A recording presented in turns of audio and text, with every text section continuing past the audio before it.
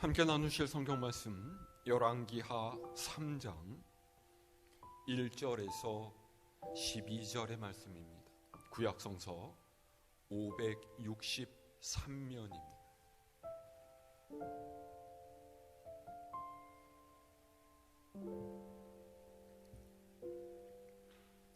열왕기하 3장 1절에서 12절까지 제가 한 절, 여러분 한 절, 한 절씩 교독합니다.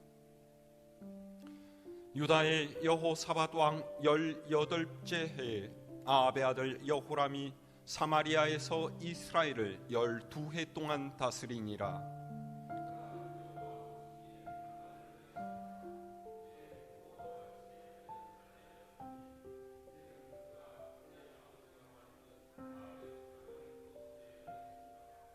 그러나 그가 느밧의 아들 여로보암이 이스라엘에게 범하게 한 그 죄를 따라 행하고 떠나지 아니하였더라.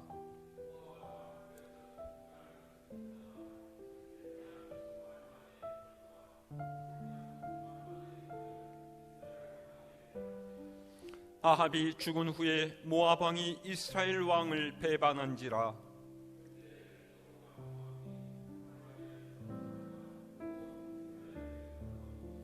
또 가서 유다의 왕 여호사밧에게 사신을 보내 이르되 모압 왕이 나를 배반하였으니 당신은 나와 함께 가서 모압을 치시겠느냐 하니 그가 이르되 내가 올라가리이다. 나는 당신과 같고 내 백성은 당신의 백성과 같고 내 말들도 당신의 말들과 같으니이다 하는지라.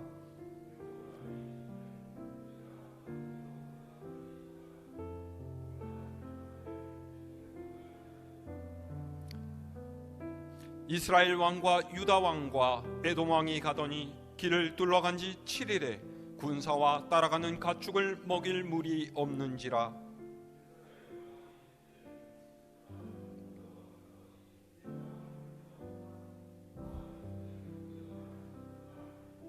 여호사밧이 이르되 우리가 여호와께 물을 만한 여호와의 선지자가 여기 없느냐 하는지라. 이스라엘 왕의 신하들 중 한 사람이 대답하여 이르되 전에 엘리야의 손에 물을 붓던 사밧의 아들 엘리사가 여기 있나이다 하니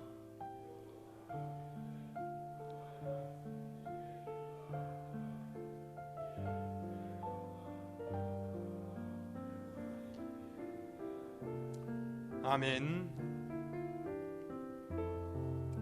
할렐루야. 날씨가 갑자기 엄청 추워졌습니다. 내일은 더 추워진다고 그래요. 주변에 보니까 독감에 걸리신 분도 많고요, 코로나 걸리신 분도 있고, 아무래도 갑작스러운 기온 변화가 있다 보니까 많이들 아프신 것 같은데 여러분 감기 걸리지 않게 마스크 잘 쓰고 다니시고 건강에 유의하시기를 바랍니다. 세상에서 우리가 산다는 것은 끊임없이 내 앞에 놓인 무엇인가를 선택하는 것이 아닌가 싶습니다. 우리는 의식하든 그렇지 않든 간에 매 순간 수많은 선택을 하면서 살죠.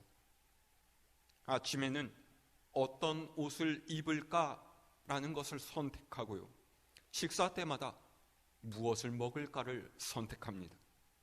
일상의 이런 작고 사소한 선택에서부터 물건을 살 때에 어떤 제품을 살 것인지를 선택하고 진학과 진로, 취직, 결혼 등과 같은 중요한 일을 앞두고도 우리는 고민하다가 늘 한 가지를 선택해야만 합니다. 실로 우리의 삶은 끝없는 선택의 연속으로 이루어져 있다라고 해도 과언이 아닐 거예요. 그래서 인생은 B에서 D 사이에 존재한다, 이런 말이 있습니다. 무슨 말이냐 하면요, B로 시작하는 영어 단어 birth, 곧 태어남과 D로 시작하는 단어인 death, 죽음 사이에 C라는 단어가 있는데 이 C는 choice, 즉 선택이라는 거죠. 태어나서 죽을 때까지 선택하면서 살 수밖에 없는 것이 본이든 아니든 우리네의 인생입니다. 그런데 이 선택이라고 하는 것에는요, 항상 우선순위라고 하는 것이 존재해요. 내게 중요한 것, 내게 반드시 있어야 할 것, 진정으로 필요한 것이 무엇이냐 하는 데 있어서 가장 먼저 취해야 할 것과 나중에 선택해도 되는 것으로 나눌 수 있는 그런 순위라는 게 있다는 거예요. 어떤 사람에게는 이 우선순위의 맨 윗자리가 가족일 수도 있고요, 어떤 사람에게는 그가 사회에서 얻은 명예일 수도 있습니다. 어떤 사람에게는 재물일 수도 있고요, 또 어떤 사람은 신념이라고 이야기하는 사람도 있어요. 여러분의 삶 속에서 우선순위를 차지하고 있는 것들 과연 무엇입니까? 오늘 읽은 성경 말씀의 시대적인 배경은요, 이스라엘이 남북으로 나뉘어져서 각각 왕조를 구가하고 있던 시절입니다. 남유다는 4대 왕인 여호사밧이 통치하고 있었고, 북이스라엘은 9대 왕 여호람이 통치하고 있을 때였어요. 북이스라엘의 여호람은 7대 왕이자 자신의 아버지였던 아합 왕과는 좀 달랐습니다.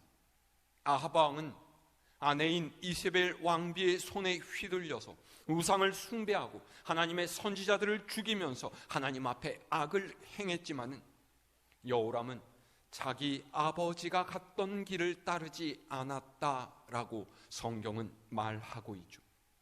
하지만 그렇다고 해서 그가 하나님 보시기에 온전한 삶을 살았던 것은 아니었어요.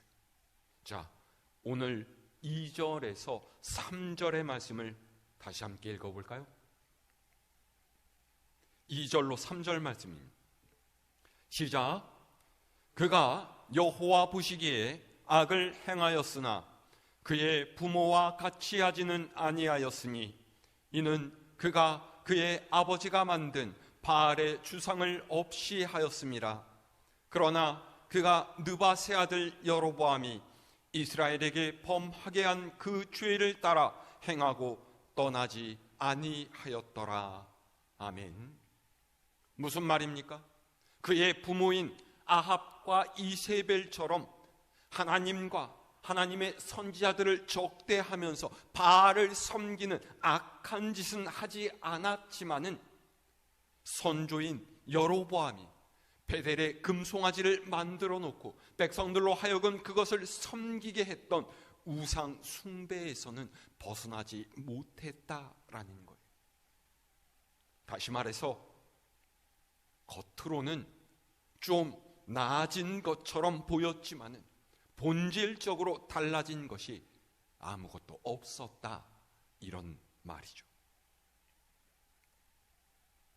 죄의 뿌리는 참 깊고도 깊습니다.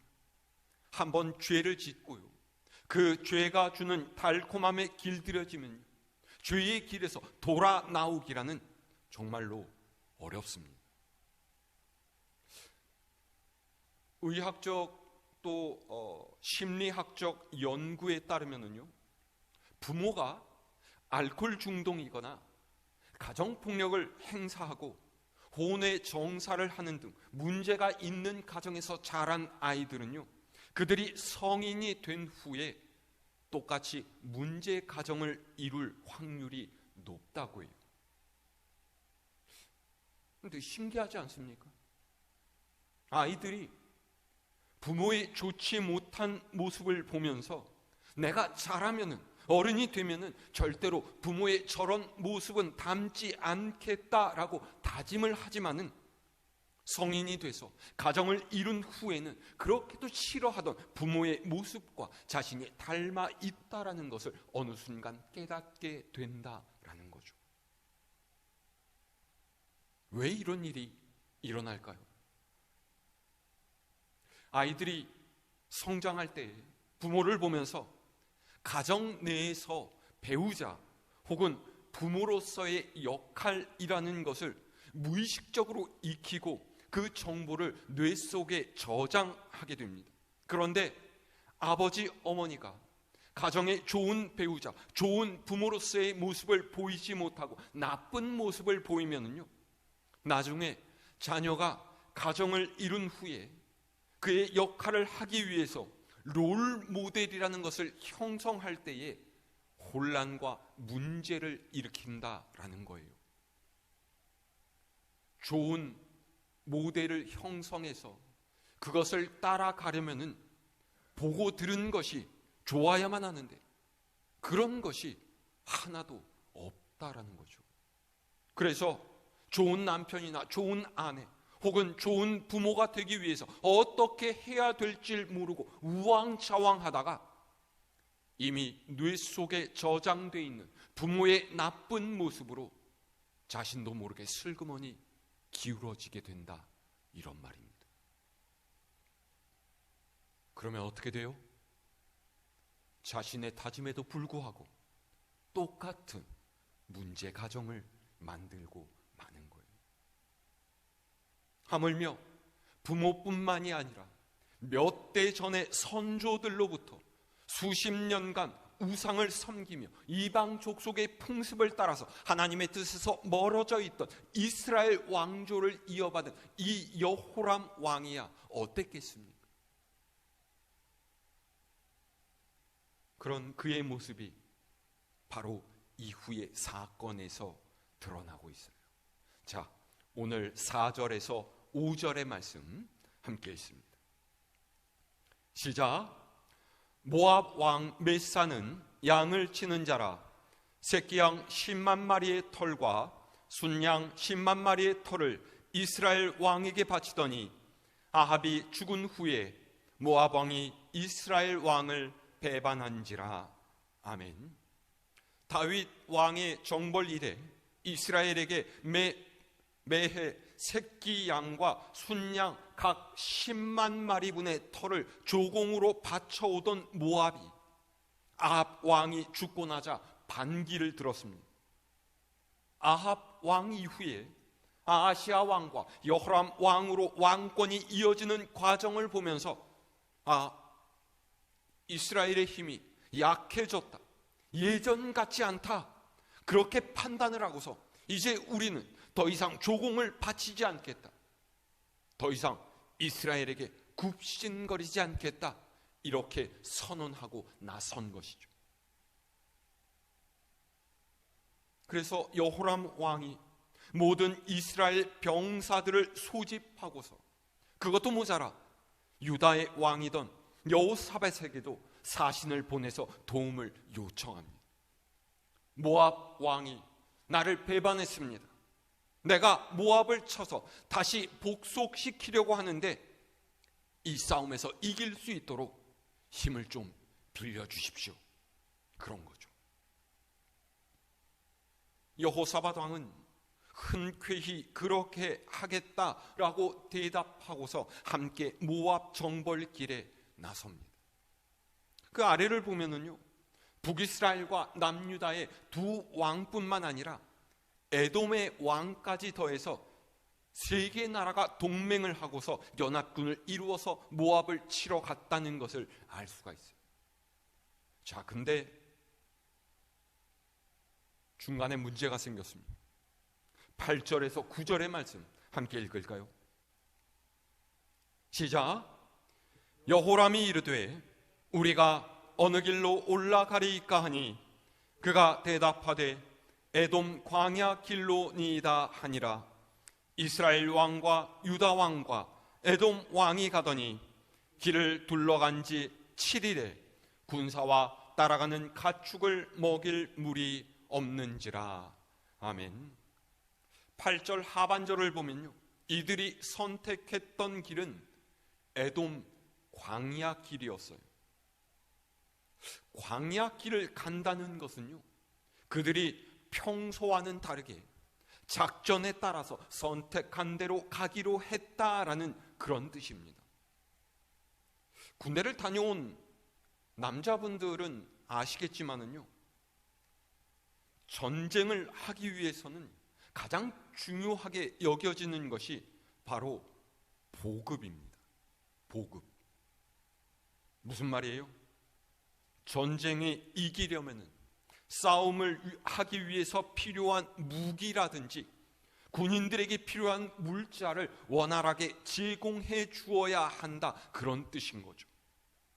그런데 여러분도 아시다시피 광야에 뭐가 있겠습니까? 아무것도 없어요.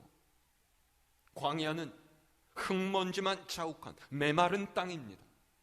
식량이나 식수를 구할 수도 없고요, 마땅히 앉아서 쉴 만한 곳도 없습니다. 낮에는 뜨거운 햇볕이 내리쬐고 밤에는 극심한 추위에 덜덜 떨어야만 하죠. 이런 고생스러운 광야길을 가기로 결정한 것은요, 이 길을 통해서 가면 보통 사람들이 전혀 생각하지 못했던 방향에서 모압을 공격할 수 있기 때문이에요. 그러니까 기습작전의 묘를 살리기 위해서 어느 정도 계산을 하고서 에돔 광야길로 가자, 그렇게 작전을 짰다라는 거예요. 그런데 뜻밖의 상황이 발생했죠. 뭐예요? 광야길을 돌아서 7일 동안 행군을 했는데 중간에 그만 먹을 물이 떨어져 버린 거예요. 병사들도 군마도 데려간 가축들도 갈증을 이기지 못하고 픽픽 쓰러져 갑니다. 굉장히 다급한 위기 상황이에요. 물이 있는 곳은 어디인지도 모르겠고 다시 광야의 입구로 되돌아가려면 또 7일을 걸어야 하니 가다가 다 죽게 생긴 거죠. 이러다간 모압 군대 코빼기도 보지 못한 채 모두가 광야 가운데서 쓰러질 지경이 되어버렸다, 이런 말입니다. 10절과 11절에는 이런 상황에 처한 이스라엘 왕과 유다 왕의 태도가 대조적으로 드러나 있어요. 인생의 위기가 찾아올 때 하나님을 믿지 않는 사람과 하나님을 믿는 사람의 차이가 어떤 것인지를 나타내고 있는 거예요. 자, 10절에서 11절 말씀 함께 읽을까요? 시작. 이스라엘 왕이 이르되 슬프다, 여호와께서 이 세 왕을 불러 모아 모압의 손에 넘기려 하시는도다 하니 여호사밧이 이르되 우리가 여호와께 물을 만한 여호와의 선지자가 여기 없느냐 하는지라. 이스라엘 왕의 신하들 중에 한 사람이 대답하여 이르되 전에 엘리야의 손에 물을 붓던 사밧의 아들 엘리사가 여기 있나이다 하니. 아멘. 식수가 떨어진 어려운 상황에 대한 이스라엘 왕 여호람의 반응은 하나님께서 이 세 왕을 불러 모아서 모압의 손에 넘기려 하시는구나 단식하는 것이었어요. 무슨 말입니까?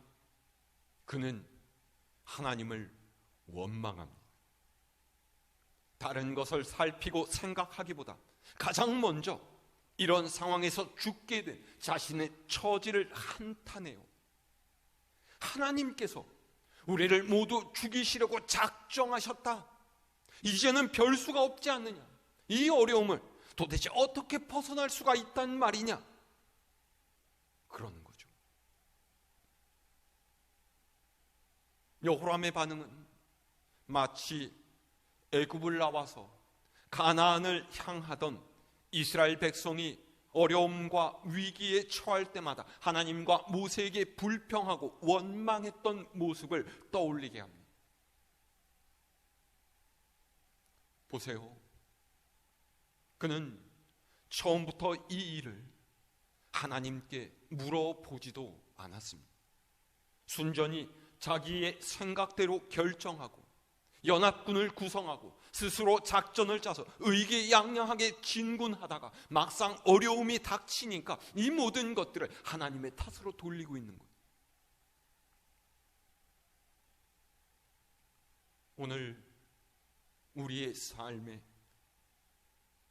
여호람과 같은 이런 모습이 있지는 않습니까? 하나님께 묻고 구하지 않은 채로 내 욕심을 따라서 내가 원하고 바라는 대로 힘을 쓰다가 어려움이 닥쳐오게 되면 하나님 도대체 저한테 왜 이러십니까? 하면서 하나님을 원망하는 그런 모습이 없느냐라는 거예요. 믿음이란 늘 하나님께서 나와 동행하시기를 구하는 것입니다. 날마다 믿음으로 살아가는 사람, 언제나 하나님을 의지하면서 그분께 삶을 맡기는 사람이라면 이때도 하나님을 바라보고 하나님의 도우심을 구했을 거예요. 그런데 여호람은 그렇게 하지 않았죠. 고작 그가 한 것이란 이제는 죽게 되었다라고 탄식하면서 하나님을 원망한 것밖에 없어요. 평소에 믿음으로 살지 않으면 이런 반응밖에는 보이지 못하게 되는 거예요. 하지만 유다 왕 여호사밧의 반응은 이스라엘 여호람의 반응과는 전혀 달랐어요. 그는 그 상황에서 주변에 물어봅니다. 우리에게 여호와 하나님의 뜻이 무엇인지를 알려줄 만한 여호와의 선지자가 없겠느냐? 문제가 생기자 여호사밧은 하나님의 말씀을 듣기를 원했습니다.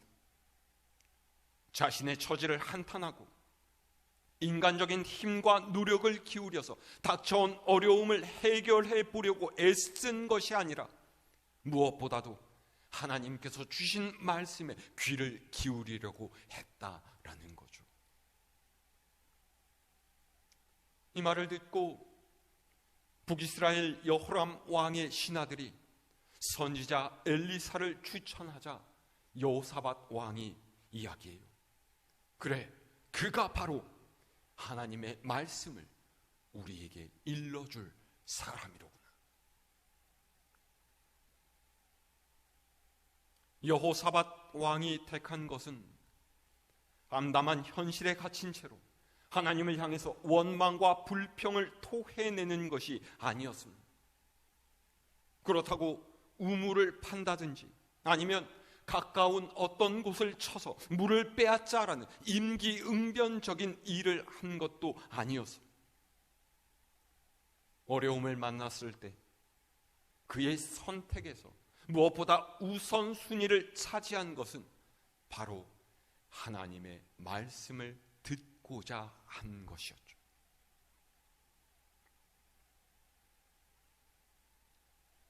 보십시오. 누구나 인생의 위기를 만날 수가 있습니다. 생각지 못한 고난이 우리의 삶에 찾아올 수 있어요. 다른 사람은 이해할 수도 없고 생각할 수도 없는 어려운 인생의 진흙 구덩이에 빠진 채 어찌 해야만 될지를 모를 때도 있습니다. 그런데 그 문제가 무엇이든 간에 사람이 취하는 태도란 여호람이든지 혹은 여호사밧이든지 둘 중에 하나예요. 걱정하고 단식하며 원망만 하고 있을 것인가? 아니면 하나님께 나아갈 것인가? 라는 거죠. 여러분, 어떤 것을 선택하시겠습니까?